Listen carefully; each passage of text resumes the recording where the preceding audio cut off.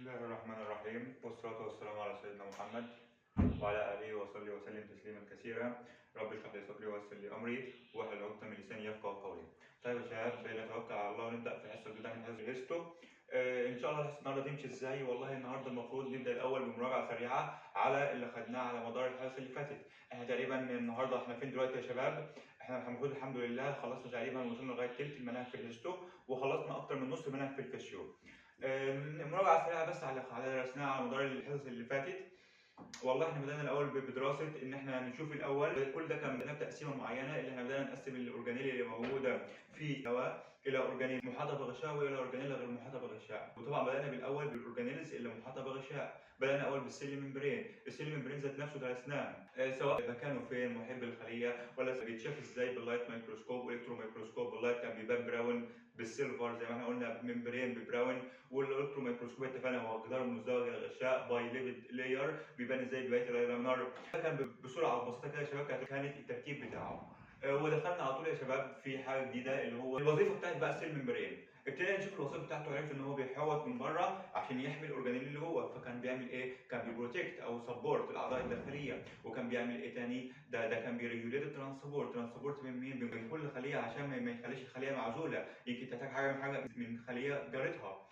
وعرفنا ان هو عشان يشوف الترانسبورت ولا لازم الريكوجنيشن، يتعرف على الماده الاول بريكوجنيشن. وعرفنا ان هو بيكون الهيكل البنائي ريكونستريكشن، بيكون الهيكل البنائي بتاعها او الانكورنج سايت، ويحتوي على اماكن مستقبلات الانزيم ومستقبلات الهرمون. وده كان ببساطه. ابتدينا بقى ندرس كل اورجانيل موجود، الاورجانيل محاط بغشاء الاول. ابتدينا ندرس كل اورجانيل بالتفصيل. بدانا الاول بالميتوكوندريا يا شباب، وعرفنا الميتوكوندريا هي محاطه بغشاء، ومش اي غشاء. ده حتى لو نفتكر مع بعض، ده كان في حوالينا حاجه اسمها السموث سيرفيس اللي بره. كان فيه سموث سيرفيس، وكان من جوه كان فيه ايه؟ ده كان من جوه كان فيه برضه السيرفيس، بس ما كانش السموث، ده كان الكريستي. الكريستي هو اللي هو المعرج، واتفقنا ان هو عشان بيزود مساحه السطح. جميل.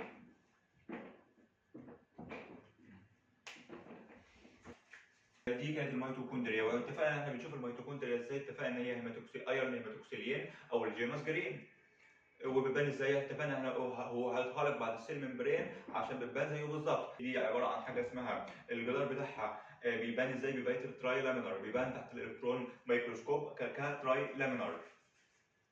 بالنسبه للتركيب بتاعها، طب ايه الوظيفه بتاعت الميتوكوندريا؟ الميتوكوندريا هي مصنع الطاقه. اتفقنا من القصه اللي حكيناها زمان، دي مصنع الطاقه بتاعت الخليه، دي اللي بتدور كل حاجه، بتدور سواء المصانع او بتدور سواء جورجي، ودي اللي بتدور كل حاجه لانها بتصنع الطاقه. دي الريسبيراتوري ابريتس اوف ذا سيل، زي الجهاز التنفسي بتاع الخليه.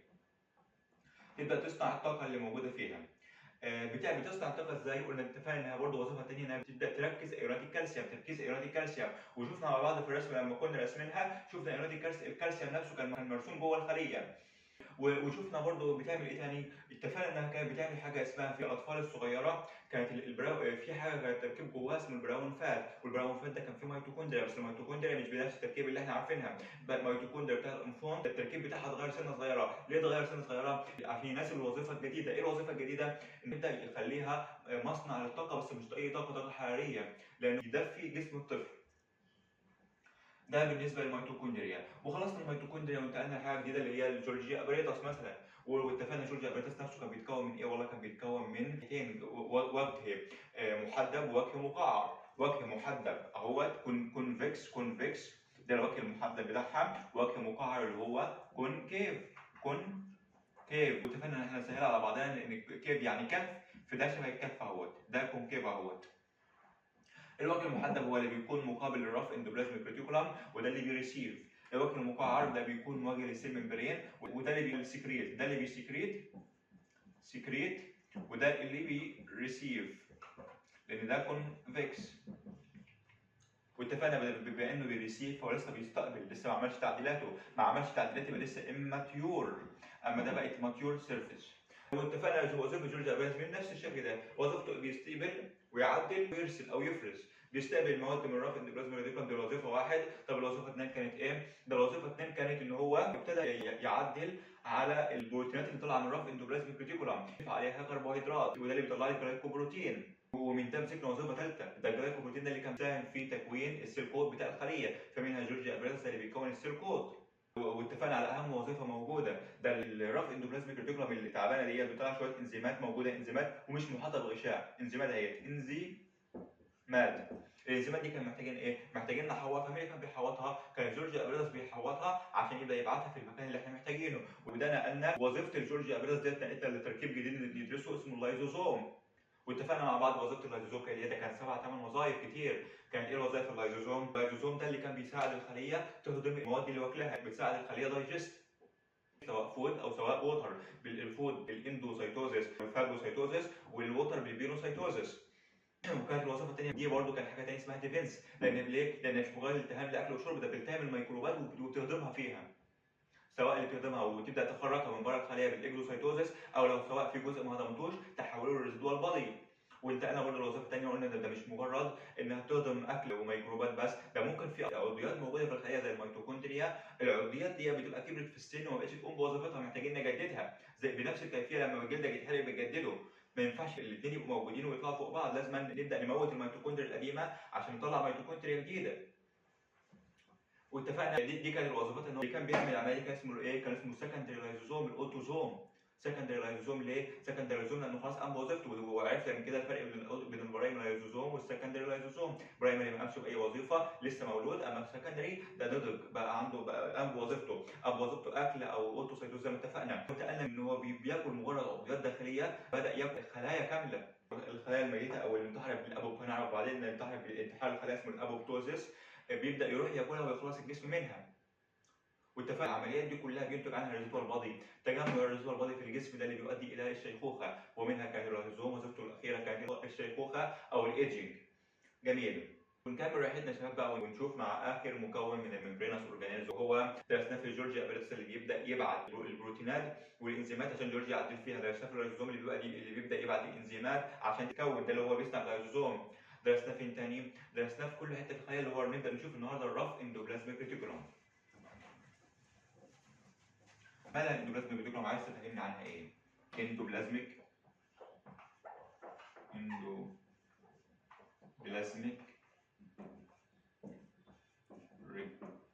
ريتيكولوم.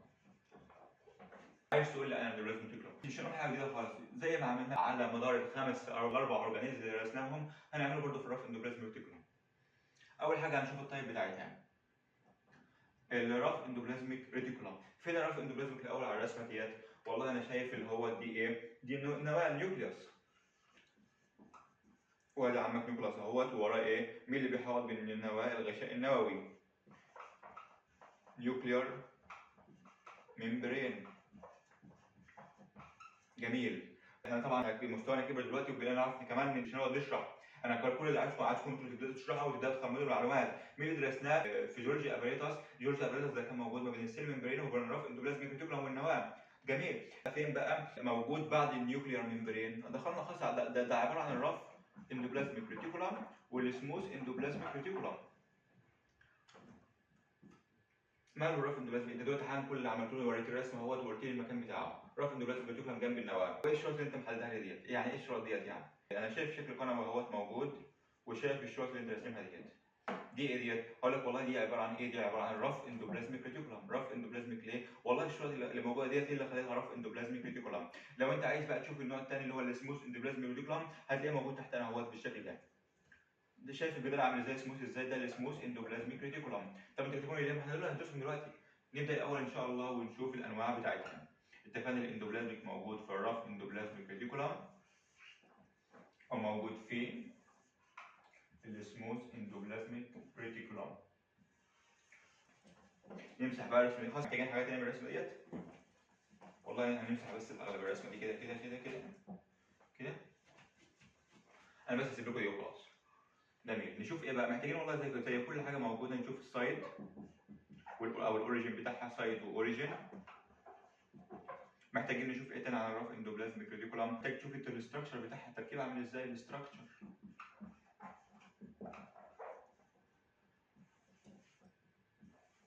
وايه تاني محتاج تشوفه لي؟ والله موجوده ليه بقى؟ الوظيفه اللي ربنا خلقها موجوده فيك، يعني اكيد الفانكشن بتاعتها. ونفس الكلام برضو بالنسبه للسموث اندوبلازميك ريتيكولوم. فين السايد بتاعتها او ايه الاوريجين والاستراكشر بتاعها، الاستراكشر والفانكشن بتاعت السموث اندوبلازميك ريتيكولوم. ده ببساطه اللي انت عايز تقوله لي. عايز تقول لي حاجه ثانيه؟ والله احنا بمجرد ما نخلص بس العناصر ديت ونبدا نفهمها مع بعض، خلاص مش محتاجين حاجه ثانيه. عشان نقدر نخلص العناصر ديت انا هبقى كاتب لكم صوره الرف اندوبلازميك ريتيكولوم اهيت، ودي صوره السموث اندوبلازميك ريتيكولوم. نبدا نحاول نخمن مع بعض كل مكون من دول، وكده ان شاء الله حصه النهارده تكون انتهت. وانا بشكل عام يا شباب حابب اطمنكم، انا بدات الحصه النهارده اصلا بمراجعه، لان المحتوى بتاع الحصه ديت اغلبه كله متكرر، مفيش اي حاجه هندرسها النهارده. الاغلب كله بالنسبه اللي درسناه على الحصه اللي فاتت نقدر نخمن بس ديت، مفيش حاجه جديده ان شاء الله. احنا ايه اللي تحت ايدينا دلوقتي يا شباب؟ والله اللي تحت ايدينا دلوقتي في رف اندوبلازميك وفي سموث اندوبلازميك. الرف اندوبلازميك بقسمهم حسب ايه؟ والله تقسيمه حسب وجود الريبوسومات. الريبوسومات ديت اللي هي الخطوط ديت اللي شايف مامتها محببه ازاي، وده فعلا الرف اندوبلازميك هنعرف ان اسمها جرانيولار يعني محببه عشان وجود ايه؟ عشان وجود الريبوسومات اللي موجوده على السطح بتاعها. اما السموث اندوبلازميك ريتيكولوم لا، السموث اندوبلازميك مش محببه، 10 ريبوسومات. يعني هو ده الاختلاف الوحيد كده. كان كله يبقى نوع واحد، ايوه بالظبط هو كده. هو الريبوسومات اللي موجوده على السطح دوت هو اللي ابتدى تقسمها. خشنه موجوده على سطحها ريبوسوم محبب ولا نعم؟ جميل. يبقى طب ما تقول لي هو ايه الريبوسوم ده اصلا؟ ما تقول لي عارف لو قلت لي ايه الريبوسوم دلوقتي والله يبقى الحسب عندك بسهوله. والله الريبوسوم ده هو عباره عن حاجه بتفرز بروتين، بتطلع لي بروتين موجوده في الخلايا، بتحتاج بروتين عشان تخرجها. يعني الريبوسومات دي اللي كانت بتصنع البروتين الرف اندوبلازميك. طب ما انا ممكن اقول ان الرف اندوبلازميك بروتين دي موجوده فين؟ دي موجوده في بروتين فورمينج سيل، موجوده في الخلايا اللي بتكون بروتين. طيب والسموث اندوبلازميك والله دي موجوده في الخلايا اللي ما بتكونش بروتين. اللي موجوده في ايه الثاني غير البروتين؟ يبقى موجوده فين؟ خلايا سيل ما فيش بروتين، ما بتكونش بروتين. امال بتكون ايه؟ والله ممكن تكون بتكون لي الباقي بقى ليبيد او جلايكوجين مثلا. جلايكوجين انت قلت ليبيد وجلايكوجين ليه؟ والله انا ما اعرفش، بس هو الباقي بتاع البروتين ايه؟ انت قلت لي البروتين دي حكايته الرف اندوبلازميك حكايته عشان الريبوزوم. يبقى بقى ايه؟ يبقى بقى هنا الجلايكوجين والليبيد ببساطه، يعني انا مش هنخترع. طيب الرف اندوبلازميك ريتيكولوم احنا كده قلت لي الاوريجين او السايت بتاعها، انا عايز اشوف الاستراكشر بتاعها عامل ازاي. قال لك والله برضو نحاول نسهلها مع بعض كده وان شاء الله الموضوع هيكون بسيط. احنا مش محتاجين نشوف الاستراكشر بتاعها، احنا محتاجين نشوف الاول وجود الريبوسوم اللي خلى شكلها عامل ازاي. الريبوسوم ده هو ايه يا شباب؟ الريبوسوم ده هو خلايا مفرزه للبروتين. فاكرين يا شباب لما كنا بنشرح الصبغات مع بعض وقلنا البروتين اللي فيه مجموعه الامين بيبان ازاي؟ ان الاقطاب المختلفه بتتجاذب، فبالتالي لو الريبوسوم ده فيه بروتين يبقى البروتين اللي موجود الريبوسوم بيكون ايه؟ بيكون بيزوفيليك. ليه قلت كده؟ والله الريبوسوم ده مصنع بروتين تنجذب للصبغه القاعديه الكاتيون، قاعديه كاتيون، وبالتالي تعطي لون ازرق. ده بالنسبه للاستراكشر بتاعها. ده بيبان ازاي؟ باللايت مايكروسكوب. طب السموث اندوبلازميك بتقول لي عليها بيبان ازاي باللايت مايكروسكوب؟ جميل. عايز اشوف بيبان ازاي؟ على الريبوزوم ولا مش على الريبوزوم؟ دي لا، السموث اندوبلازميك بتبقى مش على الريبوزوم، احنا اتفقنا. فبيبان ازاي؟ لك والله كانت بدون ستريت مفيش، مش بتبان، مش تبان. ليه؟ لان مفيش ريبوسوم عليها. ده الريبوسوم ده الحاجه الوحيده المميزه اللي يقدر يتصف بالصبغه القاعديه، مش موجود يبقى مش هتبان خالص. ده بالنسبه للاستراكشر بتاعها. ده الاستراكشر من حيث ايه يا شباب؟ ده الاستراكشر من حيث اللايت مايكروسكوب. طب لو عايزين نشوف حاجه اسمها الالكترون مايكروسكوب بتبان ازاي؟ خلاص والله انت لو عايز تشوف الالكترون مايكروسكوب الاستراكشر بتاعت الالكترون مايكروسكوب تيجي الرسمه دي صوره الالكترون مايكروسكوب لما شافوا بيها ايه؟ لما شافوا بيها الرف الاندوبلازميك ريتيكولوم. شايف ايه يا شباب؟ شايفين ايه اللي ده نفسه في الرسم؟ والله انا شايف عندي قناه، هي قناه ومش اي قنوات، دي مجموعه قنوات مرتبطه ببعض، قنوات مرتبطه ببعض، وفي برضه ريبوسوم على المغنى على مدار الحصه ديت. في ريبوسوم على السطح اهوت. يبقى الالكترون مايكروسكوب بتاعها بنشوف ايه؟ بنشوف مجموعه قنوات تبيول. مش اي تبيول، ده تبيول عامله ازاي؟ ده بيديها شكل ايه؟ تعرضات كريستا. فاكرين الكريستا اللي درسناها في الميتوكوندريا اللي كانت عامله تعرضات بالشكل ده؟ ده بنفس الكيفيه اللي موجوده في الرف اندوبلازميك ريتيكولوم. كريستا موجود فيها كريستا. حاجه ثانيه بتشوف الالكترون مايكروسكوب لازم تنبهني ان في ريبوسوم على السطح زائد الريبوسوم على السطح. ده بالنسبه للالكترون ميكروسكوب الرف. على طول بس عشان ما انساش الالكترون ميكروسكوب اللي اسمه عامل ازاي. الالكترون ميكروسكوب والله لما شافوا صوره الالكترون ميكروسكوب لقوا برضه نفس الصوره دي بالظبط، شايفها عامله ازاي؟ قنوات برضه تبيول، بس هل هي قنوات محببه؟ هل هي جرانيولار؟ لا ده نون جرانيولار، مجموعه من التبيول المتداخله مع بعض. هل يا ترى في كريستي؟ قال لك لا مفيش هنا كريستي، مفيش كريستي. طيب في ريبوسوم على السطح؟ قال لك له نو ريبوسوم، مفيش ريبوسوم اون سيرفيس. في اي كلام جديد قلناه يا شباب؟ انا مش لاقي حاجه اقولها لان الكلام كله تقريبا مكرر على المدار اللي فات. ننتقل بس للفانكشن اللي ممكن نزود حصه صغيره وخلاص وبعد كده نحسها مع بعض. نبدا نشوف الفانكشن بتاعت الرف اندوبلازميك ريتيكولم. انتوا بتكملوا اللي درسناه بالنسبه للحصه دي كلها. هتبقى الفانكشن بتاعتها ايه؟ اكيد فيها كلمه بروتين، اكيد فيها كلمه انزيم، هرمون بروتين برضه. هي دي الفانكشن بتاعتها. قال لك والله دي، قال لك هي الرف اندوبلازميك ريتيكولم دهيت، الرف اندوبلازميك ريتيكولم اهيت عليها ايه؟ على الريبوسوم اللي بيصنع لي بروتين. الريبوسوم ده اللي بيصنع لي بروتين. فوظيفه الرف اندوبلازميك ريتيكولم ايه؟ قال لك والله دي كفايه ان هي شايله الريبوسوم ده، بتحمل حمل الريبوسوم، شايله لي الريبوسوم بس كده، دي وظيفتها وخلاص، والريبوسوم اللي قايم بكل حاجه. قال لك لا مش كده بس، ده كمان بتحمل البروتين، حمل البروتين الريبوسوم كونه، حمل البروتين بتاع الريبوسوم. جميل. حاجه ثانيه عايز تضيفها؟ انت كده قلت لي انك بتقوم بحمل الريبوسوم اللي موجود في الخليه وبتحمل البروتين اللي تم تكوينه. حاجه ثانيه؟ طبعا حاجه ثانيه. ننتقل لجورج ابريتوس، قلنا عنه ايه؟ جورج ابريتوس قال لك والله دي كمان بترسل بروتين لجورج. ليه ترسل بروتين لجورجي؟ يضيف عليها الكربوهيدرات اللي كان بيضيفها بيكون لي جلايكوبروتين، فده بترسل بروتين لجورجي. حاجه ثانيه عايز تقولها من الحصه اللي فاتت برضه؟ مفيش في حاجه، ده لسه درسناها الحصه اللي فاتت. اللايزوزوم انزيم بتكون لي صنع لايزوزومال انزيم، عشان بعدين يبدا الجورج ابريتوس يحوط لي اللايزومال انزيم ديت في كيش ويسميني اللايزوزوم. جميل. ده بالنسبه للفانكشن بتاع الرف اندوبلازميك ريتيكولم، وكلها حاجات درسناها ما ضفتليش حاجه. الرف اندوبلازميك ريتيكولم اللي كان حمل الريبوزوم، يبقى دي اول وظيفه، حمل الريبوزوم بيصنع بروتين، حمل البروتين المصنوع. تعمل ايه؟ بتحمله بس كده؟ لا، ترسل البروتين لجورج ابريتوس، وعرفنا كده هيحصل جورجي. بتصنع اللايزوزومال انزيم وبتبدا ترسله لجورج برضه علشان يبدا يحوطه بيكون اللايزوزوم، وبتشارك في صنع اللايزوزوم برضه. جميل. ده بالنسبه للرف اندوبلازميك ريتيكولم. في حاجه جديده يا شباب؟ حاجه جديده درسناها لغايه دلوقتي؟ انت خلصنا اكتر من نص الحصه في حاجه جديده؟ لا مفيش اي حاجه جديده. ننتقل للسموث اندوبلازميك ريتيكولم ونشوف مع بعض ايه الفانكشن بتاعتها. كده خلصنا تقريبا وظيفه الرف اندوبلازميك ريتيكولم. اضافه بس كده اللي محتاجها، هي مش مجرد بس انها بتصنع حتى اللايزوزومال انزيم، ده حتى بتكون بايه؟ دي مجموعه من القنوات او الكريستي ملتفه حوالين بعض، بتحوش جواها اللايزوزومال انزيم لحد ما يبعته لجورج ابريتوس بسلامه. فبتعمل سيتوبلازم تاثير الانزيمات ديت، لان الانزيمات دي هاضمه اصلا، دي انزيمات هاضمه للبروتين. لو الانزيمات دي راحت على السيتوبلازم اللي كل مكوناته بروتين، اللي اللي هيحصل انها تبدا تهضم الماده، هتبدا تهضم في السيتوبلازم نفسه، الخلايا نفسها هتموت. ده بالنسبه للرف اندوبلازميك ريتيكولم. ننتقل لاخر حاجه اللي هي الفانكشن بتاعت السموث اندوبلازميك ريتيكولم. ونبدا بس نشوف الاول كانت ايه الوظيفه. والله مهما كانت الوظيفه بتاعتها اللي انا متاكد منه انها مش هيبقى لها علاقه باي بروتين. الرف اندوبلازميك ريتيكولم حجزت الموضوع ده، حجزته ومعلهاش، والسموث معلهاش ريبوسوم، فمش هيبقى لها علاقه بالبروتين. احنا اتفقنا انها موجوده في ايه؟ في ليبيد وجلايكوجين فورمنج، الخلايا اللي فيها ليبيد وجلايكوجين. هل هي بتلعب، هي موجوده بتلعب يعني، ولا عشان تقوم بوظيفه معينه؟ عشان تقوم بوظيفه معينه.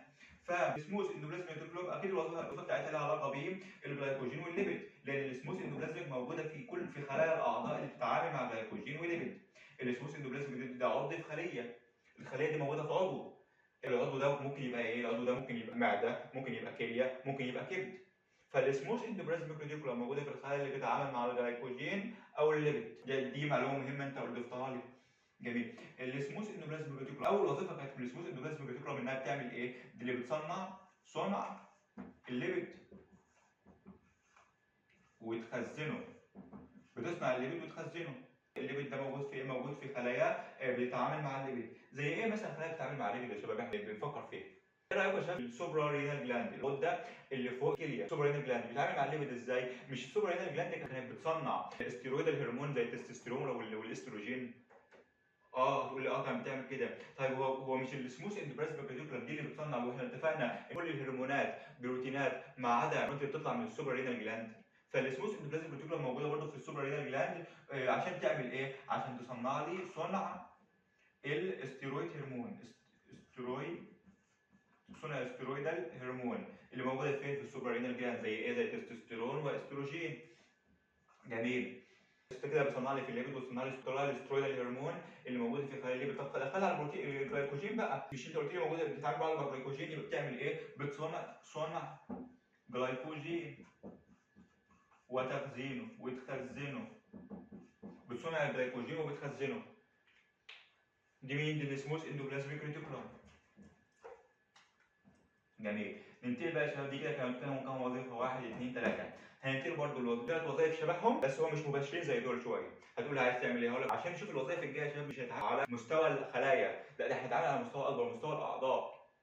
السموث اندوبلازميك ريتيكولم اتفقنا انها موجوده في خلايا تتعامل مع الجلايكوجين والليبيد. طب ايه رايك يا شباب في حاجه زي العضلات مثلا؟ مش العضلات دي كانت مخزن الجلايكوجين، المخزن الكربوهيدرات كان اسمه ايه؟ كان في الكبد والعضلات. مخزن الكربوهيدرات المتخزن يتم تخزينه في الكبد والعضلات. فاللي احنا عارفينه دلوقتي حاجه متاكد منه ايه؟ اللي في وظيفه بالنسبه للكبد وفي وظيفه بالنسبه للعضلات.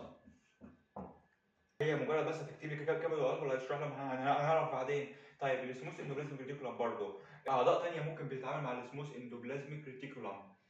هنعرف برضه ان السموث اندوبلازميك ريتيكولم لما ابتدوا يشوفوا لقوا ان عضو زي المعده موجود في كميات كتيره من السموث اندوبلازميك ريتيكولم، وهنشرح لكم السبب. طيب نبدا الاول يا شباب نقول ليه عضو زي الكبد موجود في السموث اندوبلازميك ريتيكولم. قال لك لقوا ان ايه بقى؟ لقوا ان السموث اندوبلازميك ريتيكولم لها وظيفه في ايه؟ بتعمل حاجه اسمها دي يعني نقص، يعني توكسيفيكيشن. ده بالنسبه للكبد، بتعمل ديتوكسيفيكيشن بالنسبه للكبد. احنا عارفين ان العضو اللي مسؤول عن الجسم من السموم هو عضو الكبد.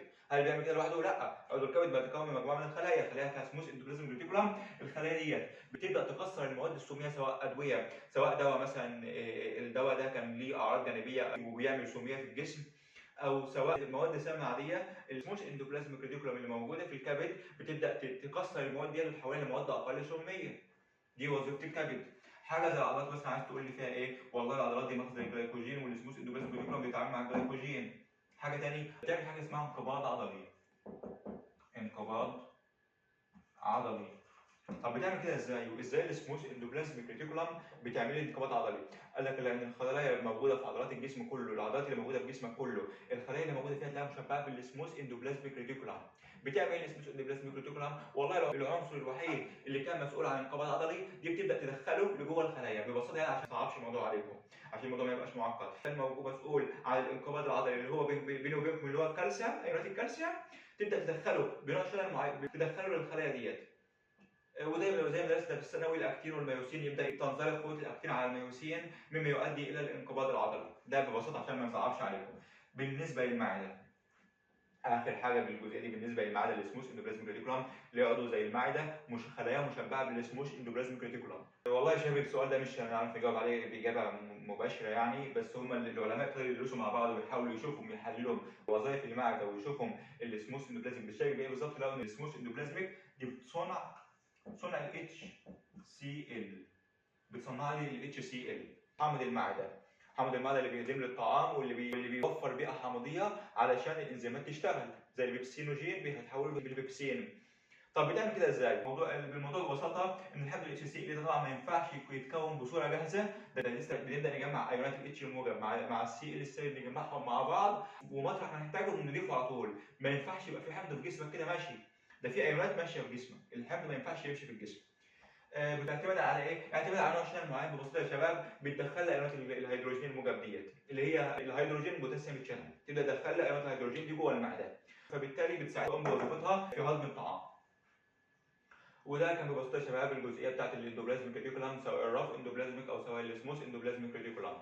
واللي كان ببساطه كله كان قايم على ايه يا شباب؟ والله قايم على فكره واحده، ان في فكره واحده اسمها الريبوسوم بتاع المصنع البروتين. دي فيها ريبوسوم، اما دي ما فيهاش ريبوسوم.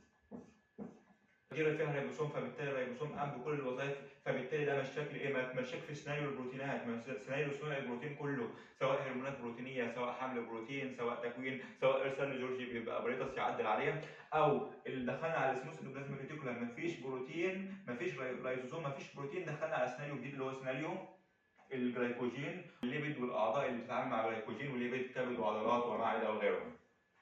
وشكرا.